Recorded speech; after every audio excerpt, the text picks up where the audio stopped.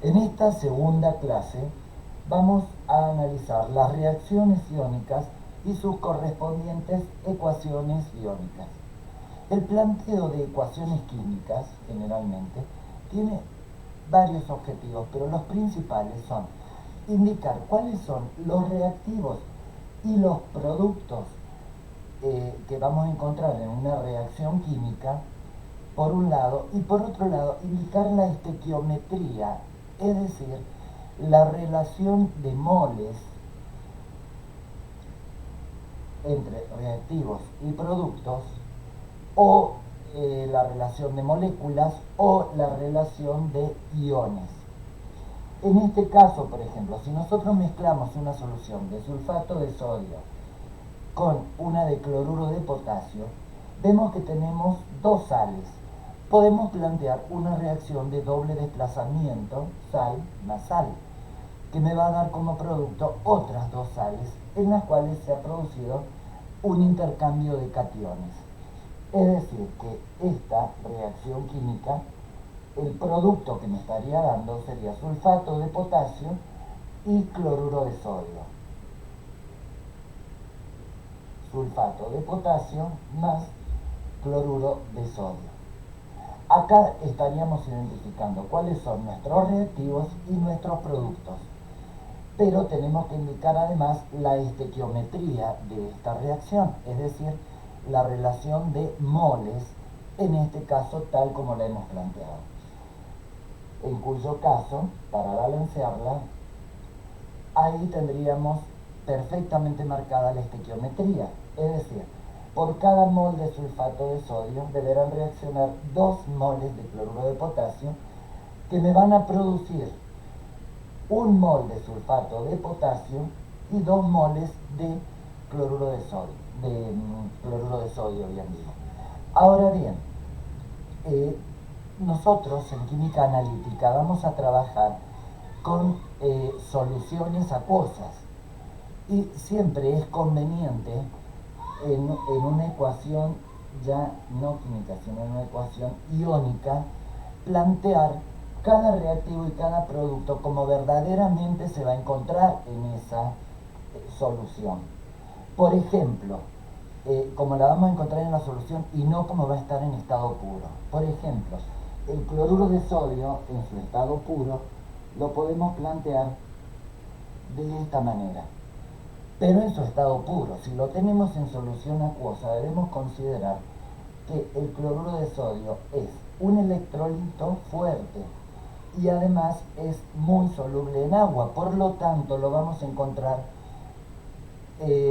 completamente ionizado, es decir, lo vamos a encontrar como iones sodio más iones cloruro, y esta es la manera en que verdaderamente se encuentra en la solución acuosa. Por lo tanto, esto sería en su estado puro, lo representaríamos por su fórmula molecular, mientras que en forma iónica cuando se encuentre en solución.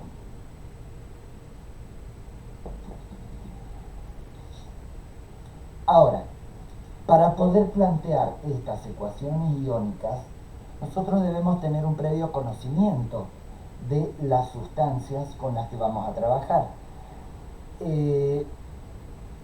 ¿Cuáles serían las propiedades que más nos interesan? En primer lugar, saber si es un electrolito o no electrolito. Si es electrolito, tenemos que saber si es un electrolito fuerte o débil. En segundo lugar, nos conviene saber si es soluble en agua o es insoluble en agua. Y en tercer lugar, si es una especie oxidante o si es reductora o si es electroquímicamente inerte. Volviendo a nuestro ejemplo y planteando esta ecuación en su forma iónica, porque son soluciones, ¿qué tendríamos? El sulfato de sodio es, al igual que el cloruro de potasio, son electrolitos fuertes, pero además son muy solubles en agua, por lo tanto también los vamos a tener totalmente ionizados. entonces tendremos una reacción donde dos iones sodio más un ion sulfato va a reaccionar con dos iones potasio más dos iones cloruro. Eso es como verdaderamente lo vamos a tener en la solución. Ahora, ¿qué se me va a formar? Sulfato de potasio y cloruro de sodio, que también son electrolitos fuertes y son solubles en agua. Por lo tanto, también los tengo que plantear ionizados. Entonces tendré dos iones de potasio más uno de sulfato más dos iones sodio más dos iones cloruro. Ahora, si nosotros observamos esta ecuación para plantearla en forma iónica, no tiene ningún sentido, porque al ser electrolitos fuertes y solubles en agua, en realidad lo que estamos haciendo es como una mezcla de iones, nada más. Para poder plantear una ecuación iónica correcta, como corresponde, debe aparecer o desaparecer por lo menos una de las especies iónicas. Entonces, podemos plantear el caso si nosotros mezclamos una solución de nitrato de plata, que es un electrolito fuerte y además es soluble en agua, y le agregamos un exceso de ácido clorhídrico, se me va a producir cloruro de plata, que es un electrolito fuerte, pero es insoluble en agua. Por lo tanto, va a tender a separarse de la solución y a precipitar. Y el otro producto que vamos a obtener es ácido nítrico, que sí es un electrolito fuerte. Planteando esta ecuación en forma iónica, el nitrato de plata dijimos que es electrolito fuerte y es soluble en agua. Por lo tanto, acá vamos a encontrar los iones plata y nitrato. El ácido clorhídrico también es un electrolito fuerte, por lo tanto también va a estar completamente disociado. El cloruro de plata dijimos que si bien es un electrolito fuerte, pero es no soluble en agua, es insoluble en agua. Por lo tanto, la especie se nos va a presentar de esta manera, más el ácido nítrico, que sí es un electrolito fuerte, va a estar totalmente ionizado en el protón más el ion nitrato. Acá sí tiene sentido plantear una ecuación iónica, porque acá, si nosotros la solución de nitrato de plata fuera de una concentración 0,1 molar, es decir, 10 a la menos 1 molar, la concentración del ion plata sería 10 a la menos 1 molar. Pero una vez que haya reaccionado con ese exceso de ácido clorhídrico, se me va a transformar en cloruro de plata. La concentración de plata va a disminuir hasta un valor de aproximadamente del orden de 10 a la menos 5 molar. Es decir, que acá la concentración de ion plata está disminuyendo en 4 órdenes de magnitud,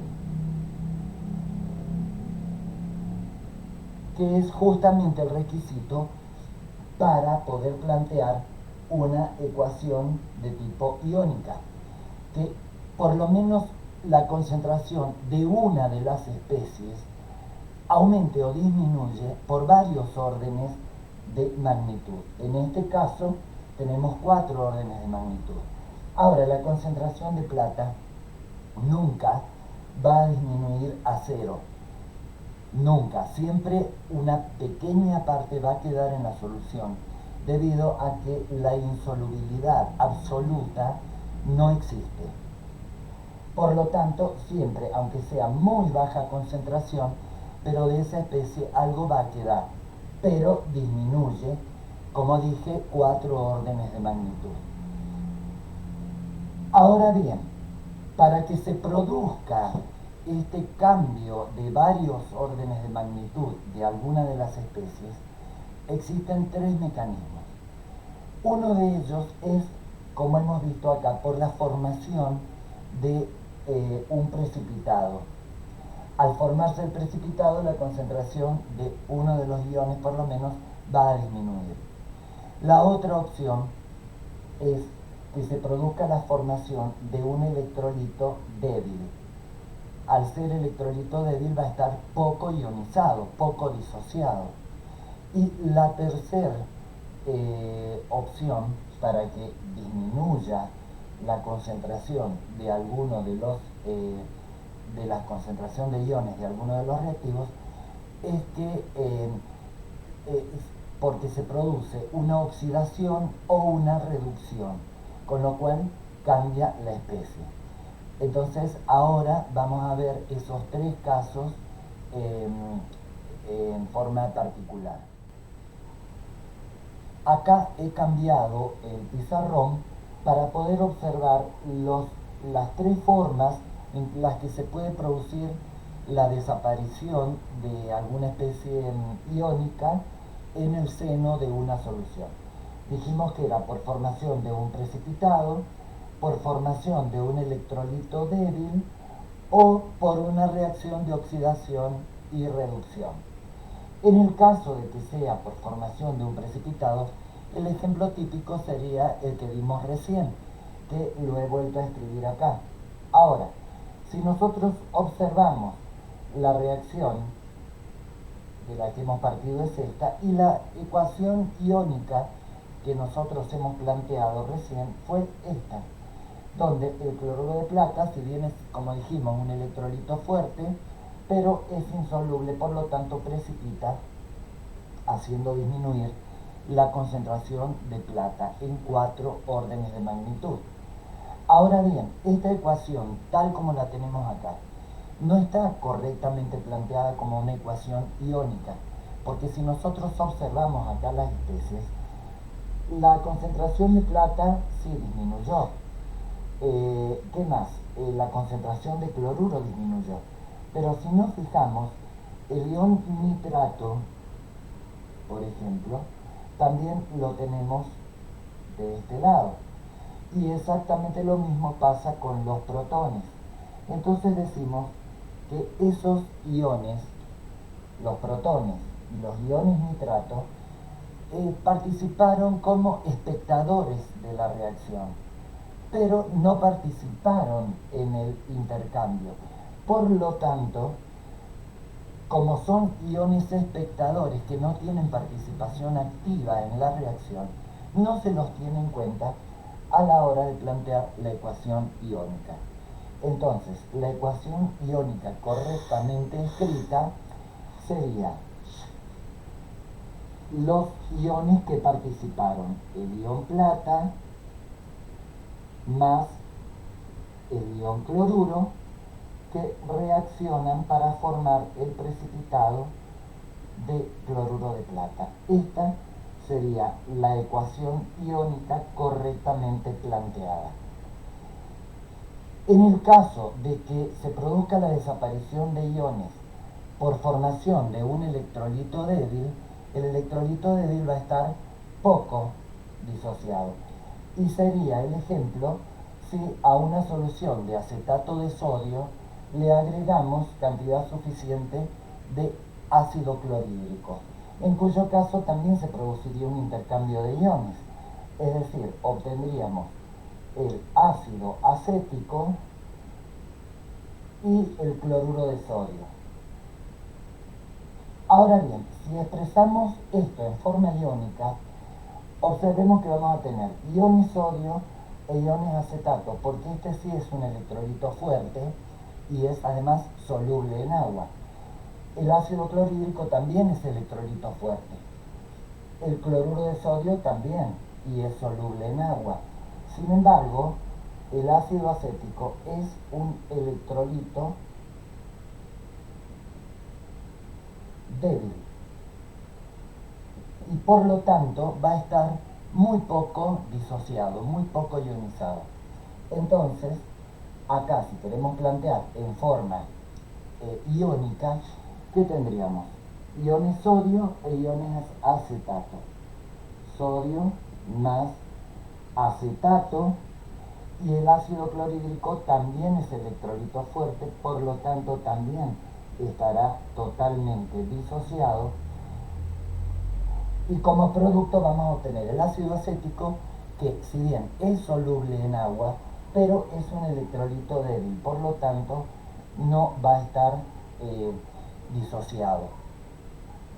Más el cloruro de sodio, que sí es soluble y es un electrolito fuerte, por lo tanto completamente disociado. Observemos ahora, los iones sodio no han cambiado y los iones cloruro tampoco, es decir, se mantienen tanto sodio como cloruro, se mantienen como iones espectadores. Por lo tanto, van a quedar fuera de nuestra ecuación iónica. La ecuación iónica correctamente planteada será el ion acetato más el protón, que nos van a formar el ácido acético, que es un electrolito fuerte, con lo cual también disminuye la concentración de acetato en varios órdenes de magnitud. Y por último, el tercer caso sería por oxidación o reducción de algunas especies. Si nosotros acá observamos, en el dicromato, cromo está actuando con número de oxidación más 6 y se me transforma en sulfato crómico, en el cual cromo actúa con número de oxidación más 3. Es decir, que se ha producido una reducción en el estado de oxidación del cromo. Y como la oxidación se da en forma simultánea con la oxidación, el ion sulfito es quien se ha oxidado a ion sulfato. Entonces, acá, ¿quién va a desaparecer? Va a desaparecer o disminuir la concentración de dicromato, ya que el cromo es quien se reduce a cromo más 3. Si planteamos todo esto en forma iónica, ¿qué vamos a tener? Dos iones potasio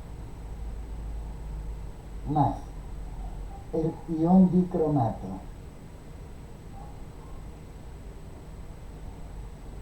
el ácido sulfuroso es un electrolito débil. Por lo tanto, al ácido sulfuroso lo vamos a tener como tal. El ácido clorhídrico es un electrolito fuerte y es soluble, al igual que lo era el dicromato de potasio. Por lo tanto, este sí va a estar totalmente disociado, más dos cloruros. Después de producida la reacción, este es un electrolito fuerte, es soluble, por lo tanto va a estar disociado. Vamos a tener los dos iones crómicos o cromo más 3, más 3 iones sulfato, más el cloruro de potasio también es electrolito fuerte y es soluble. Por lo tanto,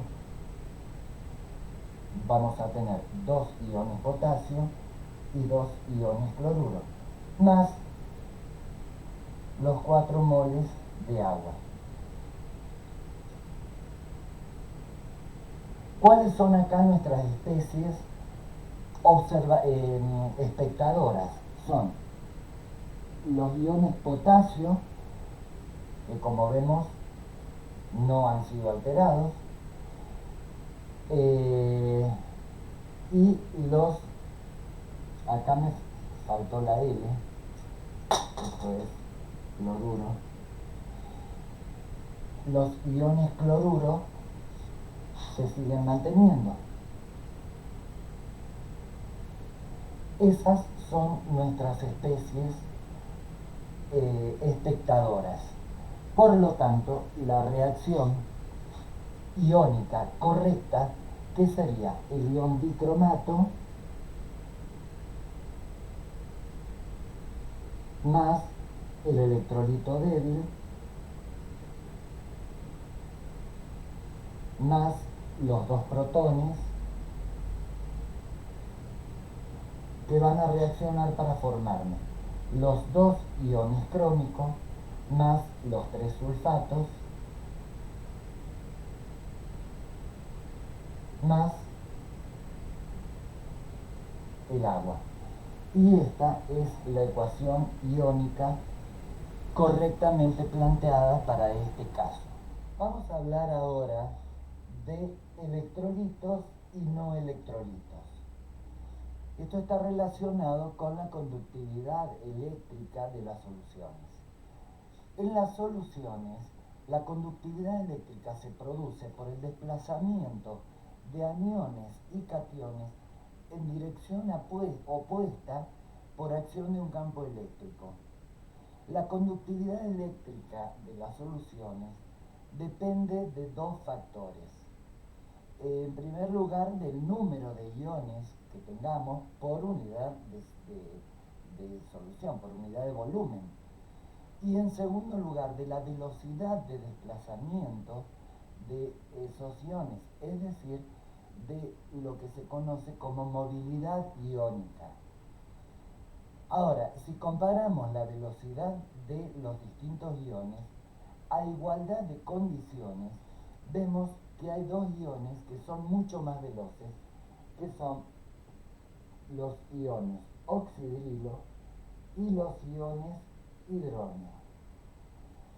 Estos dos iones, en igualdad siempre de condiciones, son 10 veces más veloces que todos los demás iones. Ahora bien, lo curioso es que la unión de estos dos iones me forman la sustancia agua. Sin embargo, el agua es mala conductora de la electricidad, es decir, tiene una conductividad eléctrica sumamente baja. Entonces podríamos pensar, ¿cómo puede ser que el agua tiene una conductividad baja cuando está formada por los iones más rápidos que existen? Justamente porque una de las condiciones era también no solamente la velocidad de desplazamiento de los iones, sino el número de iones por unidad de volumen, quiere decir que estos iones en el agua se encuentran en muy baja proporción. Efectivamente, se encuentra cada uno de ellos en una concentración de 10 a la menos 7 moles por litro, es decir, en una concentración sumamente baja. Sin embargo, al agua, que es mal conductor, o sea que tiene una baja conductividad eléctrica, si le agregamos algunos solutos, puede variar su conductividad eléctrica. Hay algunos solutos que no modifican la conductividad eléctrica. A esos solutos que no modifican la conductividad eléctrica se los llama precisamente no electrolitos.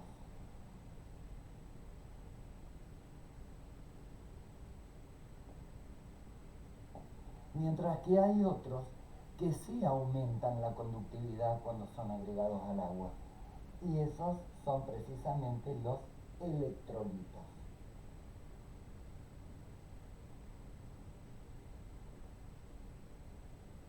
Entonces, si estamos diciendo que la conductividad está dada por el movimiento de iones dentro de una solución, quiere decir que en los no electrolitos son sustancias que se encuentran en forma molecular disuelta, pero no ionizada.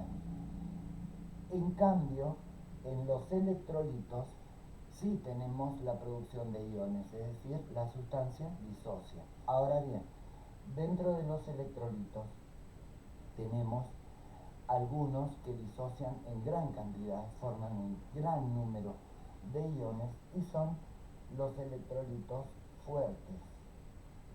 Al generar gran cantidad de iones, aumentan mucho más la conductividad eléctrica del agua, mientras que hay otros que aumentan la conductividad, pero no en una forma tan grande, tan marcada, y esos son los llamados electrolitos débiles. Entonces, que sean electrolitos o no electrolitos está relacionado con la formación de iones o la no formación de iones. En el caso de los solutos, que son no electrolitos, son sustancias que se disuelven en forma molecular pero sin generar iones. Y acá como ejemplo de no electrolitos podemos mencionar el azúcar, el alcohol etílico, la acetona, y tenemos una variedad de sustancias que no producen iones, sino que se disuelven en forma molecular.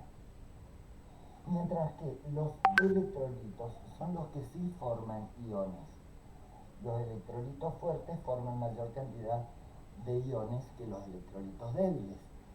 Por lo tanto, acá tenemos una relación en cuanto al número de iones que forman. Ese grado de conductividad de las sustancias depende del grado de ionización. Entonces decimos que los electrolitos fuertes están muy ionizados, muy disociados, generan una gran cantidad de iones por volumen de la solución y por lo tanto conducen más la corriente, aumentan más la conductividad y por ese motivo son electrolitos fuertes, mientras que los débiles disocian pero en menor proporción. Entonces, el grado de conductividad de las soluciones va a depender en primer lugar del porcentaje de ionización de los electrolitos. Y ese porcentaje de ionización depende fundamentalmente de dos factores. Depende, por un lado, de la concentración que tengamos de esos iones. Y la concentración de iones que vamos a tener también depende de la constante de equilibrio, que en el caso de los electrolitos, entre fuertes y débiles, tenemos por ejemplo los ácidos, las bases y las sales. En el caso de las sales, la constante es la constante de equilibrio, la que va a regular ese porcentaje de ionización. Que cuanto mayor sea el porcentaje de ionización, mayor va a ser la conductividad. Entonces el electrolito va a ser más fuerte. En cambio, en los ácidos depende de la constante de acidez y en las bases depende de la constante de basicidad. Es decir, siempre en relación a la constante de equilibrio, según la sustancia con la que estemos trabajando. Ahora bien, para poder plantear las ecuaciones iónicas, debemos tener un conocimiento aproximado, un conocimiento previo de qué sustancias son electrolitos y cuáles son no electrolitos. Entonces, para esto está diseñada esta tabla donde tenemos una serie de reglas que nos van a indicar si es electrolito fuerte o es débil. Y tenemos también, por supuesto, las excepciones. Por ejemplo, la primera regla me dice que la mayor parte de los ácidos son electrolitos débiles. Sin embargo, tenemos excepciones, como son el ácido clorhídrico, ácido bromhídrico, ácido yodhídrico, el ácido nítrico, el ácido perclórico, el ácido sulfónico, que es un ácido orgánico, y el ácido sulfúrico, pero para el primer protón. Vamos a hablar primero del ácido sulfónico. El ácido sulfónico es un ácido orgánico que ya lo hemos visto en el curso de química orgánica, que está formado por el grupo fenilo unido al grupo sulfónico. Este es el ácido sulfónico.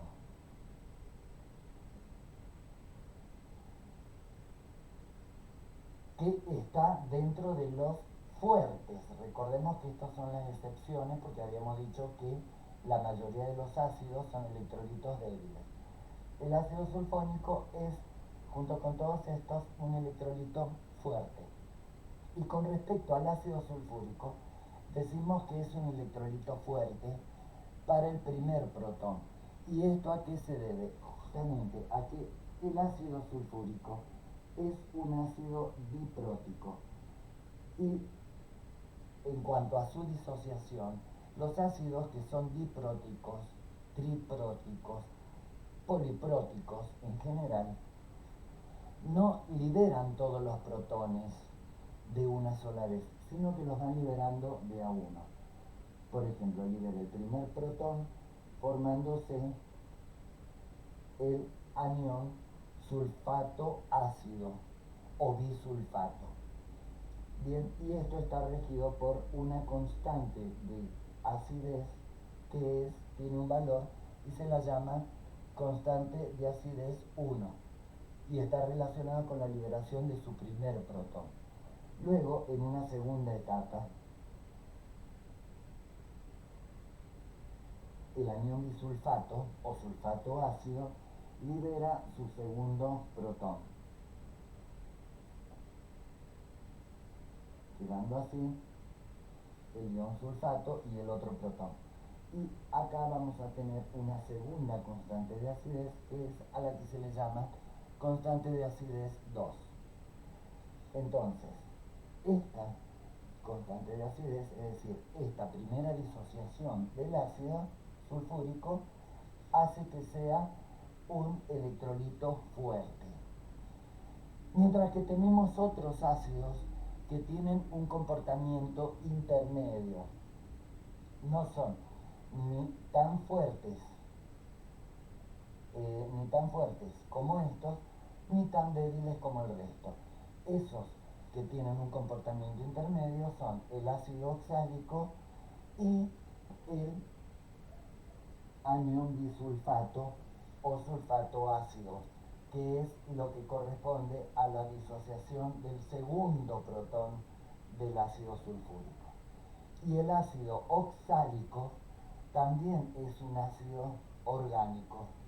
Si ustedes lo recuerdan, el ácido oxálico es este, ácido oxálico.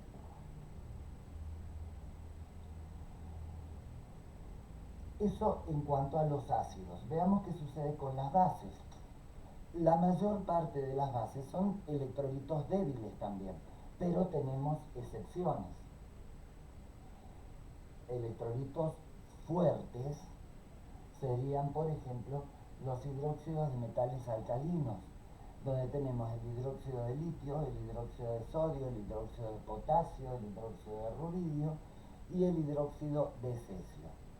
Es decir, los hidróxidos de los metales alcalinos. Y también algunos hidróxidos de los metales alcalinos térreos, como son el hidróxido de calcio, el hidróxido de estroncio y el hidróxido de bario. Con respecto a las sales, la mayor parte de las sales son electrolitos fuertes. Electrolitos fuertes. Pero también tenemos excepciones.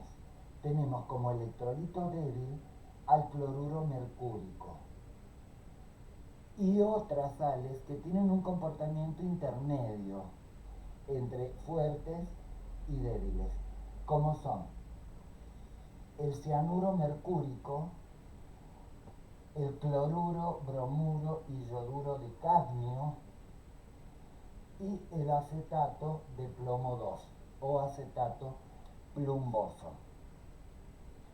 Debemos recordar y no confundir que no hay una relación directa entre solubilidad y que sea electrolito.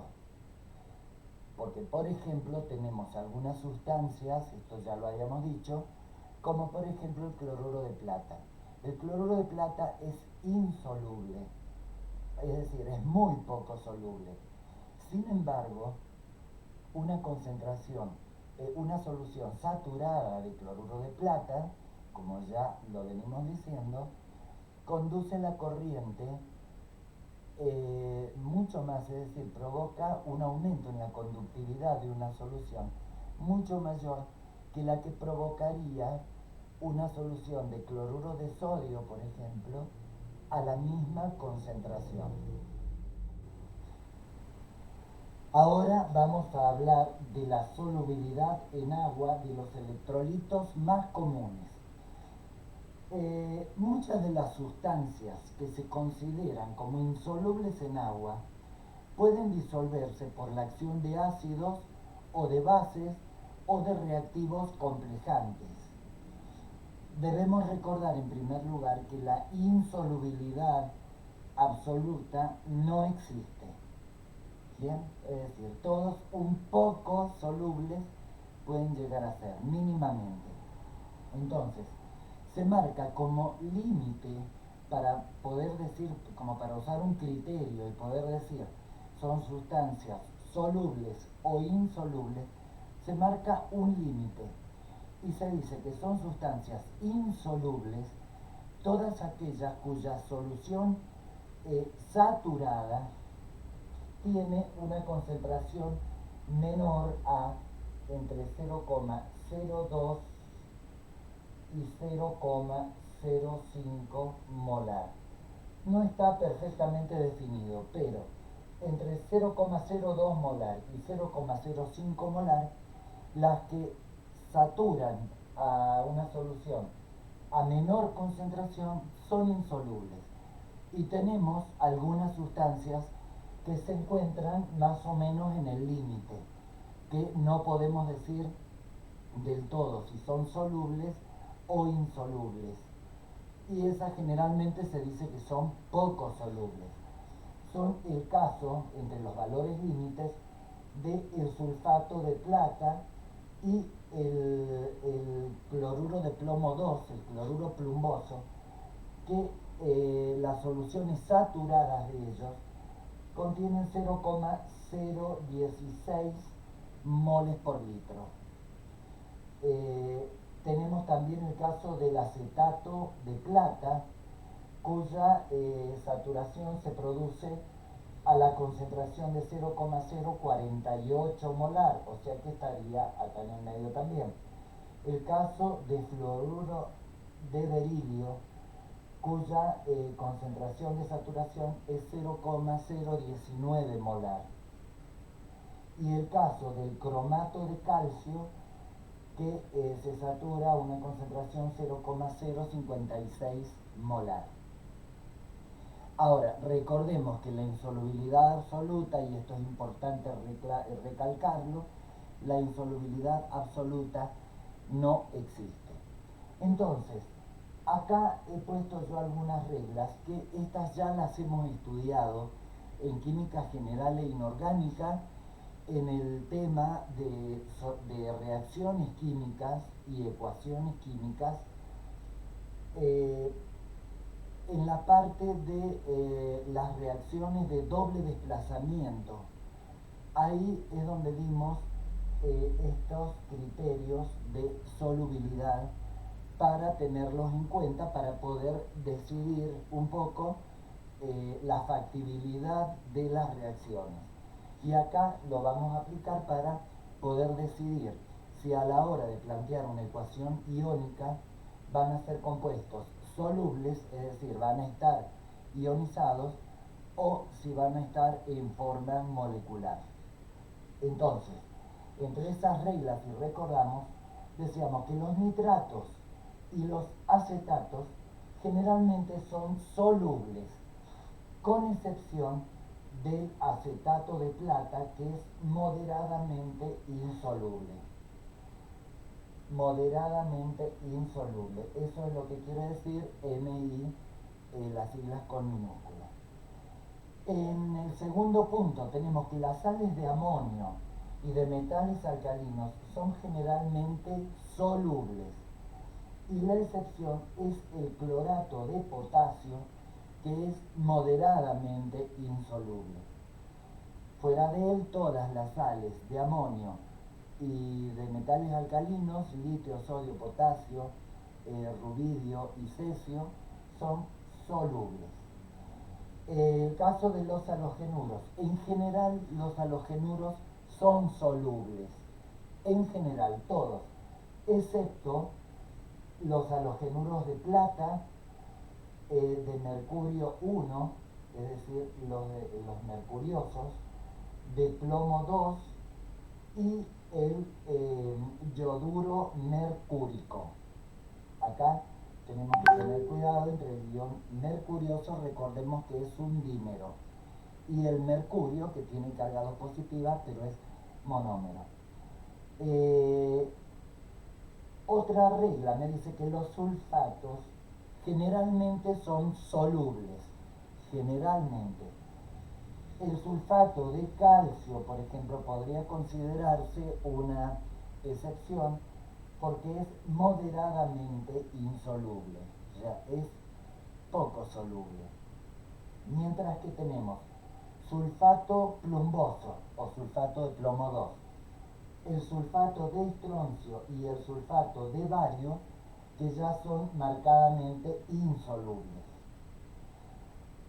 Los carbonatos y los sulfitos son generalmente insolubles, con excepción de los carbonatos y sulfitos de amonio y de metales alcalinos, de acuerdo con la regla número 2, que decíamos que las sales de amonio y de metales alcalinos generalmente son solubles, a excepción del clorato de potasio, que es moderadamente insoluble.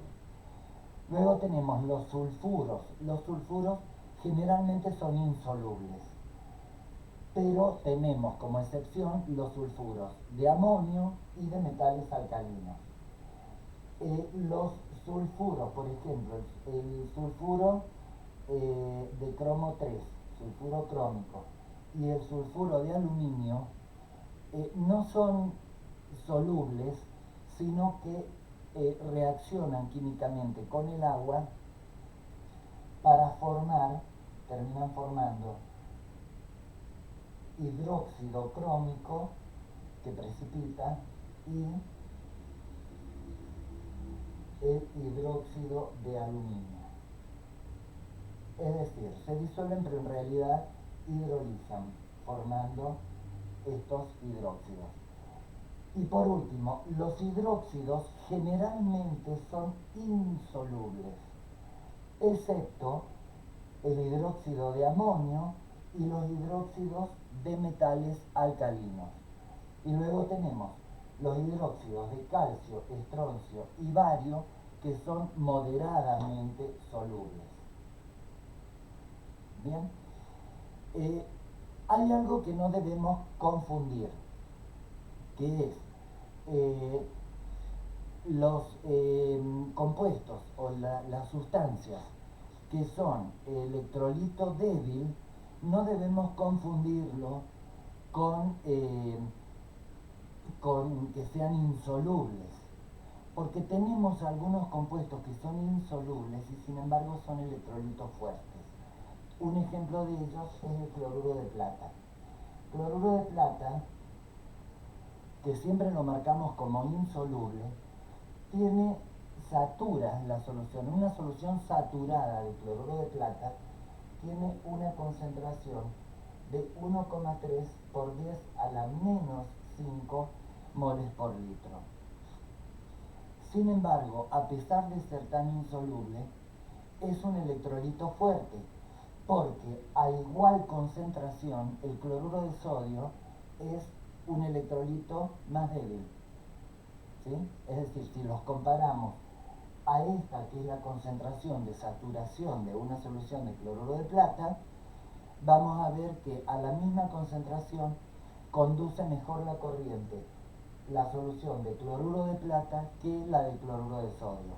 Por eso decimos que el cloruro de plata es un electrolito fuerte, pero es insoluble. Otro ejemplo puede ser el sulfato de bario. Sulfato de bario tiene un comportamiento similar. Y hay otra serie de compuestos que también son insolubles y sin embargo son electrolitos fuertes. A continuación vamos a ver algunas reglas que nos van a ayudar a escribir las fórmulas tanto de reactivos como de productos en nuestras ecuaciones iónicas. En las ecuaciones iónicas ya hemos dicho que tenemos que plantearlas de manera tal que refleje fielmente cómo se encuentran los reactivos y los productos, cómo se encuentra realmente cada una de las especies que participan en esa reacción. Entonces ahora vamos a dar un par de reglas que nos van a ayudar en este aspecto. En algunos casos vamos a tener que usar fórmulas iónicas, mientras que en otros compuestos vamos a necesitar recurrir a las fórmulas moleculares. Entonces, vamos a ver cuándo vamos a usar las iónicas y cuándo las moleculares. Las fórmulas iónicas se van a utilizar siempre que la sustancia esté totalmente ionizada.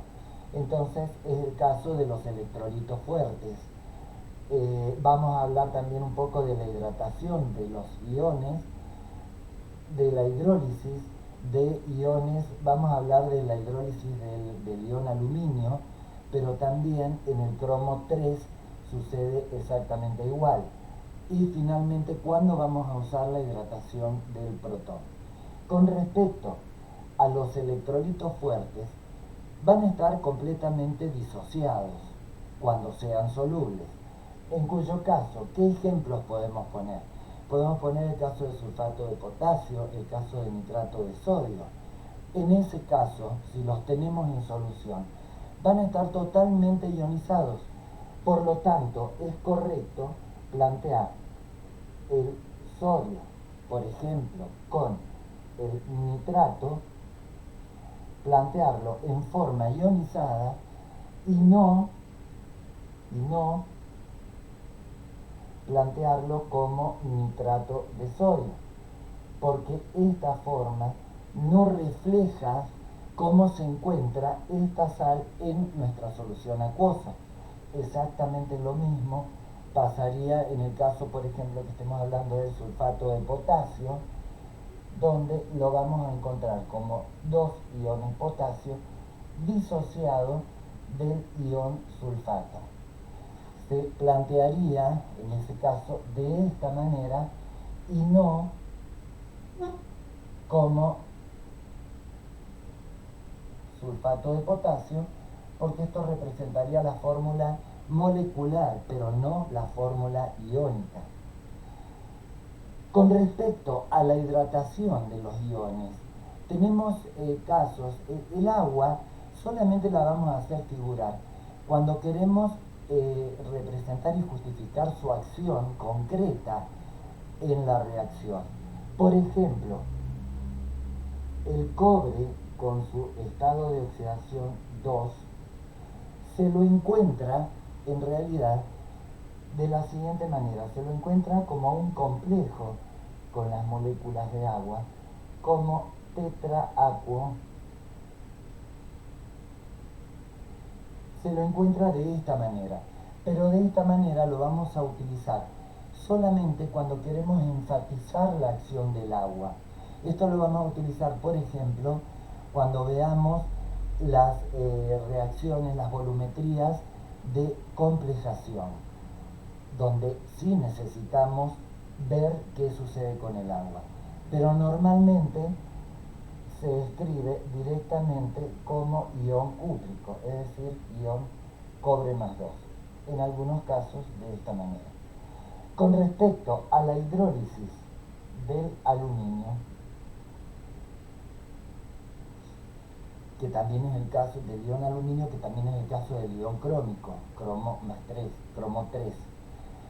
En ese caso, podemos escribir el ion aluminio se hidrata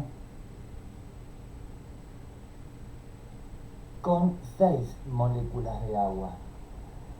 El agua es neutra, por lo tanto la carga sigue siendo 3 positiva, que corresponde al estado de oxidación del aluminio o del ejemplo del cromo. Y la hidrólisis quiere decir que reacciona con otra molécula de agua para formarnos este complejo.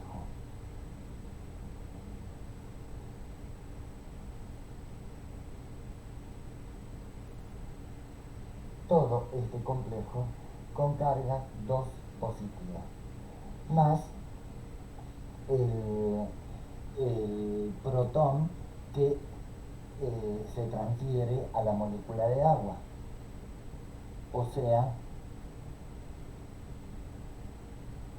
el ion hidrógeno.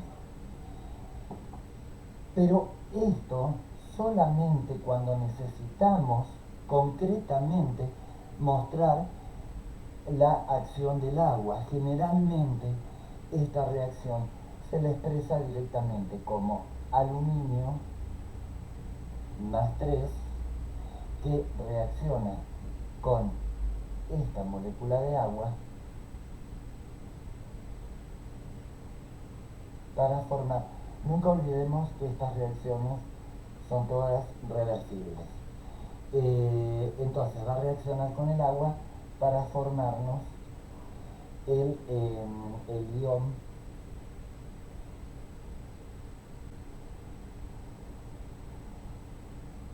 dos positivo más el protón. Entonces de esta manera, representándolo de esta forma, que es como generalmente se lo representa en forma abreviada, se ignora la hidratación del metal y la hidratación del protón, del ion hidrógeno, que con respecto a la hidratación del protón solamente se usa cuando se quiere enfatizar la transferencia del protón al agua, como por ejemplo sería en este caso, o como lo hemos utilizado nosotros cuando estudiábamos el equilibrio ácido-base, donde necesitamos ver cómo el protón liberado por el ácido se transfería a la molécula de agua, que era quien actuaba como base. Ahora, ¿cuándo vamos a utilizar fórmulas moleculares? Vamos a usar fórmulas moleculares y no iónicas cuando estemos hablando de elementos, de gases y de sustancias que son no electrolitas. Sería, por ejemplo, el caso que hablamos del elemento aluminio, de gases como por ejemplo el oxígeno. Podemos hablar también de moléculas como el caso del bromo, moléculas como en el caso del anhídrido, que lo utilizaremos de esta manera cuando se encuentre el anhídrido carbónico o dióxido de carbono disuelto en el agua. Bien, pero en algunos casos, cuando estemos hablando del anhídrido carbónico no disuelto en agua, sino el anhídrido carbónico libre, directamente tenemos que aclarar que se encuentra en estado gaseoso, para diferenciar a cuando se encuentra en solución acuosa, cuando se encuentra disuelto en agua. Y la otra opción, la otra forma de representarlo es cuando el anhídrido carbónico se produce como producto en una reacción química y se libera. En ese caso se especifica con una flechita apuntando hacia arriba. Quiere decir que el anhídrido carbónico que se forma se libera, se desprende de esa reacción química. El otro caso es cuando tenemos electrolitos débiles en solución. Cuando se trata de electrolitos débiles, a diferencia de cuando son fuertes, se colocan en forma molecular. Y ejemplos de electrolitos débiles, ¿cuáles podemos tener? El agua. El agua es un electrolito débil, porque ya dijimos que no es buena conductora de la electricidad, es decir, no tiene buena conductividad eléctrica. Otra sustancia es el amoníaco, que también es un electrolito muy débil. Otro electrolito muy débil del que hemos estado hablando es, por ejemplo, el ácido acético, que lo representamos de esta manera. Como electrolitos fuertes, pero insolubles, ya hemos hablado de dos, que son el cloruro de plata y el sulfato de bario, son los ejemplos que hemos venido utilizando. Son electrolitos fuertes, pero son poco solubles. Entonces, en ese caso, ¿cómo los vamos a poner? Si hablamos del cloruro de plata, lo vamos a poner con una flechita que apunta en dirección hacia abajo, lo cual indica que es insoluble y que tiende a precipitar. O la otra forma de expresarlo es como cloruro de plata y agregando entre paréntesis como subíndice una S que me está indicando que está en estado sólido. Por lo tanto, no está en solución. El caso, por ejemplo, de sulfato de bario, también vamos a tener el sulfato de bario que se nos pueda formar o con la flechita hacia abajo o bien sulfato de bario sólido.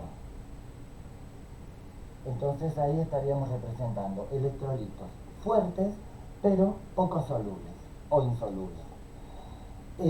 Si bien los sólidos, estos sólidos, están constituidos por iones, podríamos plantear, por ejemplo, el ion plata unido al ion cloruro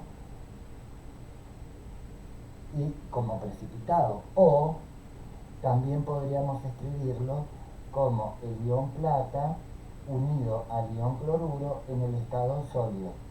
Se puede utilizar, pero no es muy frecuente. Muy raramente se hace esto. Bueno, a continuación vamos a ver algunas reglas para la escritura de ecuaciones iónicas. Antes de escribir una ecuación iónica, deben plantearse y contestarse tres preguntas. La primera es de qué tipo de reacción se trata, si es una reacción de doble desplazamiento o es una reacción de óxido-reducción. La segunda pregunta sería cuáles son los posibles productos de reacción. Y la tercera pregunta, si alguno de los productos resultantes es un electrolito débil o es un insoluble. En reacciones de doble desplazamiento tenemos varias opciones. En primer lugar, que los reactivos sean electrolitos fuertes y solubles y que los productos sean electrolitos fuertes también solubles. Es el caso, por ejemplo, que mezclemos una solución de sulfato de sodio con cloruro de potasio, que nos daría, como toda reacción de doble desplazamiento, el sulfato de potasio y cloruro de sodio. Tanto los reactivos como los productos son electrolitos fuertes y solubles, por lo tanto no va a desaparecer ninguna especie iónica y por lo tanto podemos considerar que no ha ocurrido una reacción iónica. También podemos tener aquellas reacciones donde se produce la formación de un precipitado, que sería el caso de mezclar nitrato de plata con un exceso de ácido clorhídrico.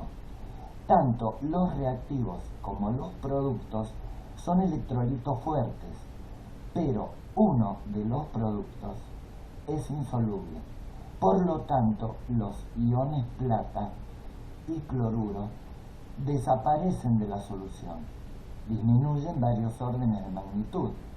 Los otros dos iones, nitrato y protón, son espectadores y no toman parte en la reacción, en lo que sería la reacción iónica, y no cambian su concentración en la solución y por lo tanto se omiten de la fórmula iónica.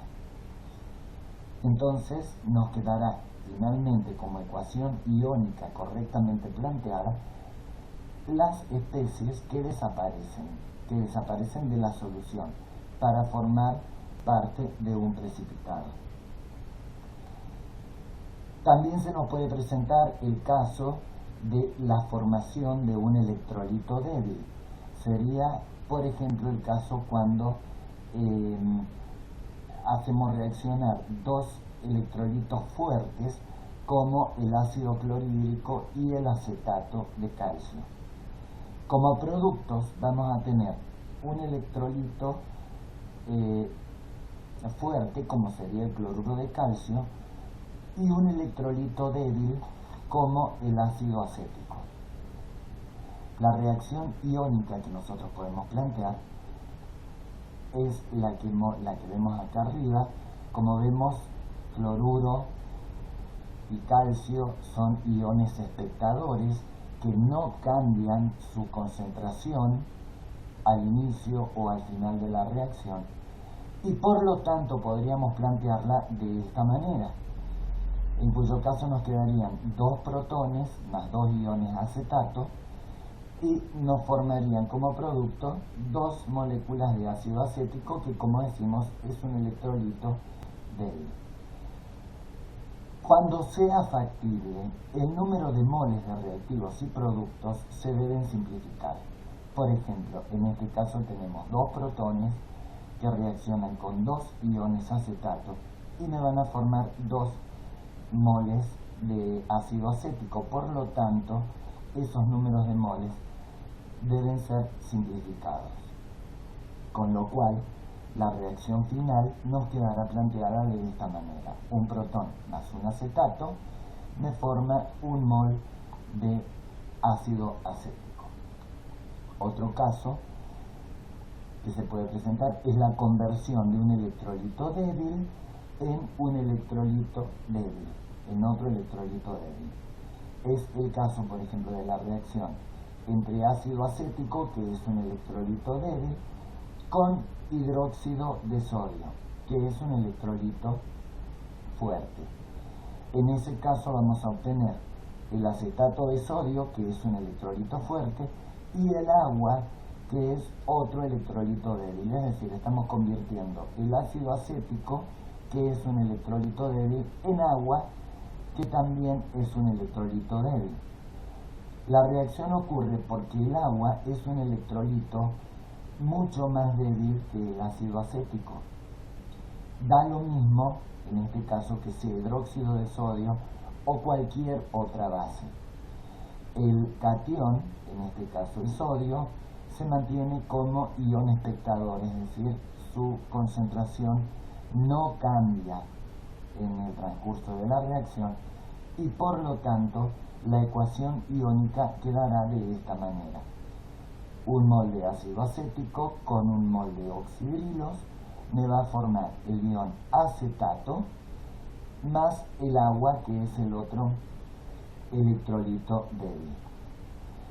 Podemos tener luego, en otro caso, la conversión de un precipitado en otro precipitado.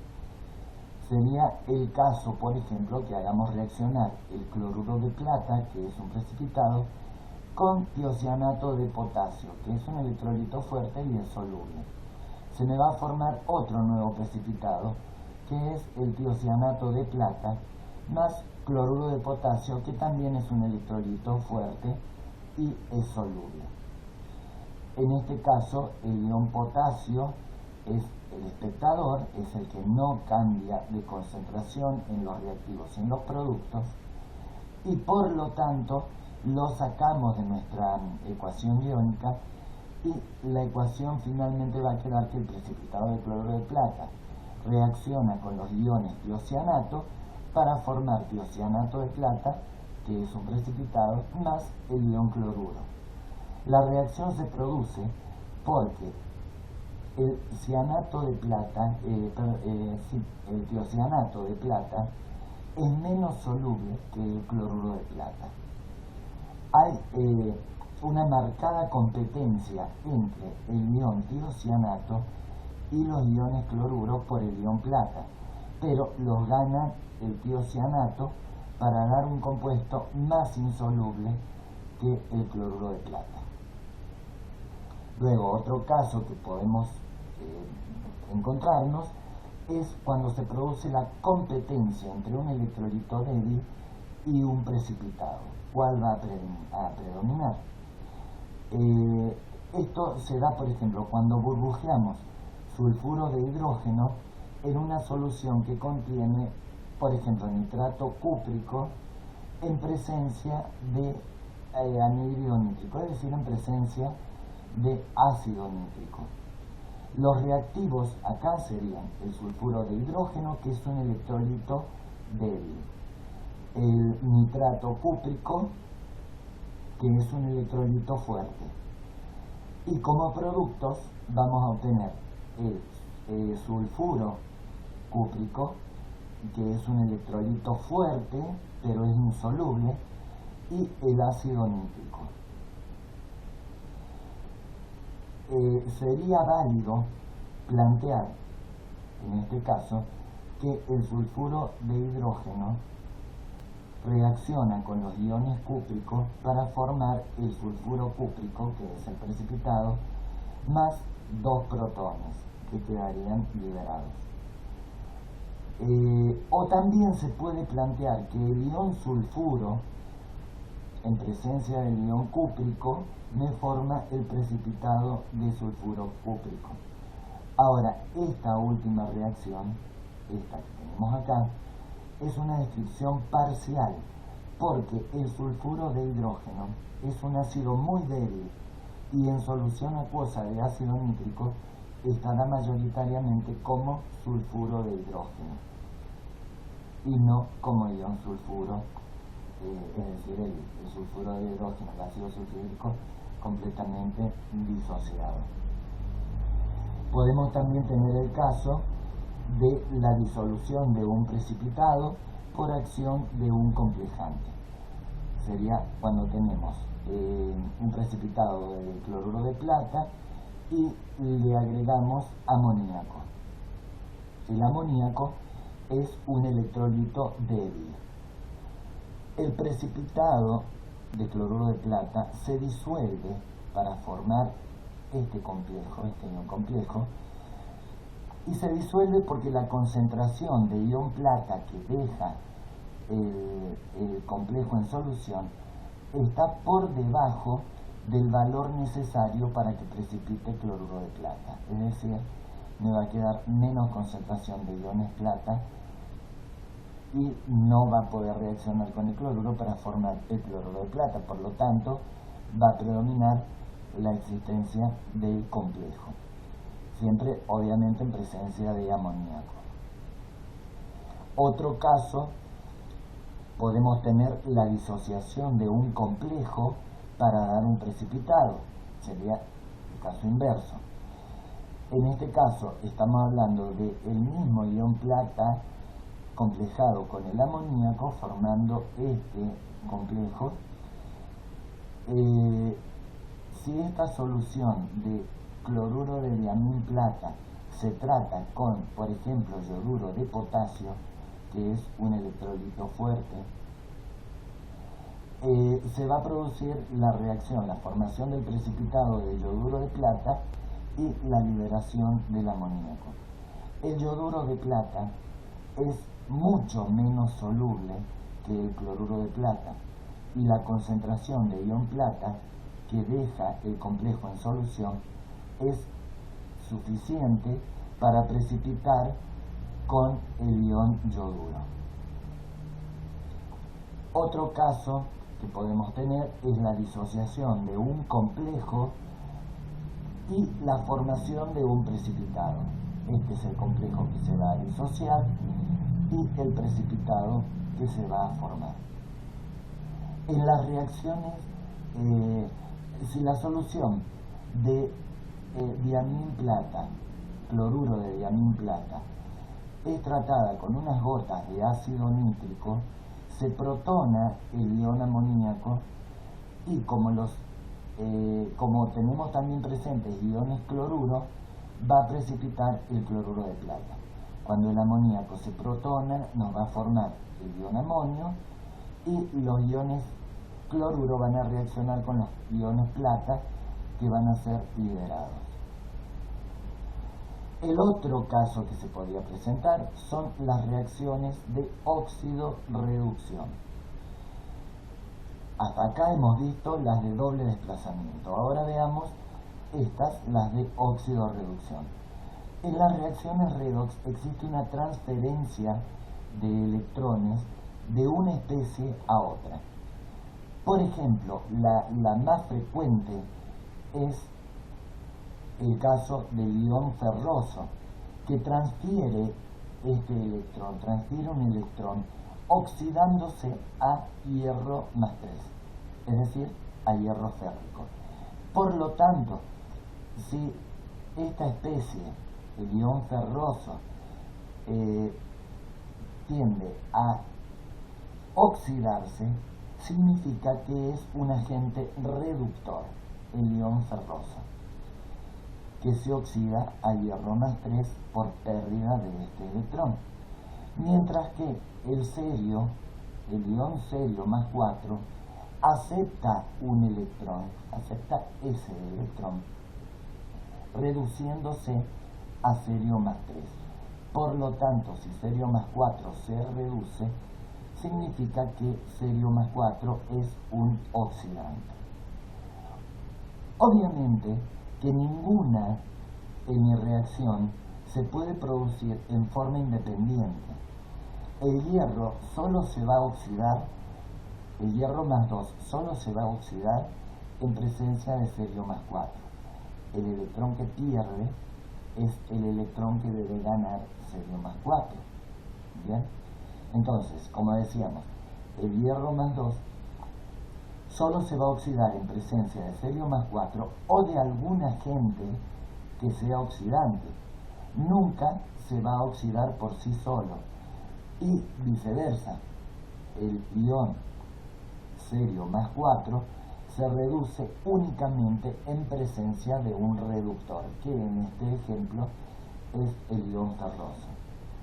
Para las reacciones redox existen dos procedimientos para plantear las ecuaciones iónicas balanceadas.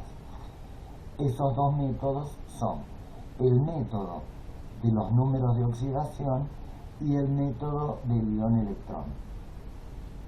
El método de los números de oxidación no se usa mucho por ser muy artificial. Generalmente se prefiere utilizar el método del ion electrón debido a que está un poco más cerca de la realidad de lo que se produce en nuestra reacción. Ahora bien, estos dos métodos ya fueron vistos en química general e inorgánica en las clases de electroquímica, más precisamente, donde se explica y se da toda la importancia fundamentalmente al método del ion electrón. No tiene sentido volver a repetirlo acá, por lo que se sugiere que se remitan y vean los videos correspondientes a esa clase de electroquímica.